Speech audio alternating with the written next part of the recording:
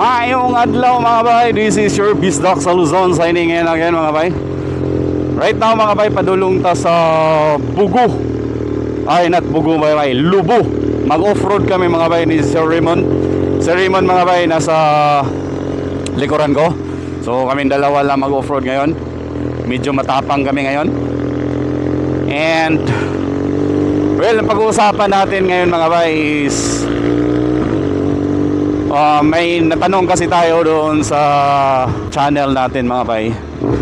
May nag-comment doon, bakit daw, anong relasyon ng mga tumatayo on road sa mga big bike mga bay. Well actually mga bay, there are few reasons kung bakit tumatayo ang rider sa big bike. Well, number one, depende din yan kung anong gamit mo na bikes mga bay. So kung sports bike naman or naked bike, definitely hindi siya din maganda na tumatayo ka on road or even sa mga underbone mga bay. So no reasons kung bakit ka tumatayo. Now for touring or adventure bikes mga bay, there are also few reasons kung bakit sila tumatayo. Well, number one yan mga bay, gusto nilang makita kung anong meron ahead, especially pag may nakaharang sa harap mo. So gusto mong tingnan kung anong nasa harap sa nakaharang mo. Yan ang isa sa purpose kung bakit ka tumatayo, yung vision, magkaroon ang increase sa vision. Number two mga bay is ang hangin mga bay. Like for example, kagaya sa akin mga bay, itong adventure bike na to, meron siyang windshield.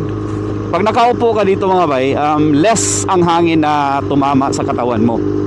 Pag nakatayo ka, like for example that one, so ang flow ng hangin sa loob ng jacket mo, kung naka-jacket ka man, is maganda. Umiikot talaga sa loob ng katawan mo. For now mga bay, hindi ako naka-jacket, naka-jersey lang ako, but ang loob nito meron din tong tactical gear.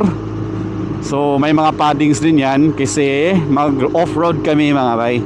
So kung mag-jacket ka kasi sa off-road mga bay, medyo mainit masyado. So tactical gear lang ang gamit natin sa loob nitong jersey na to mga bay. So yan ang isa sa purpose mga bay, magpahangin, magpalamig ang rider kung bakit siya nakatayo. Then sometimes mga bay, kung napansin mo yung mga rider mga bay na tumatayo talaga sila, especially sa mga twisties ganyan, because mga bay, nandyan yung, well for me kung bakit ako tumatayo sa twisties, because nandyan yung adrenaline mga bay, yung kumbaga ma-feel mo yung blood pumping in your vein mga bay. So tumataas ang adrenaline mo pag mga ganyan. Tapos mga bay, since tumataas adrenaline mo, ang blood circulation mo sa vein mo mga bay mabilis, therefore mga bay, hindi ka antukin mga bay. Kasi ang isa din sa purpose bakit tumatayo ang rider mga bay, because inaantok lang yan. Ayun mga bay, so yun yung mga purpose. So number one, increase the vision. Number two, magpahangin ang rider.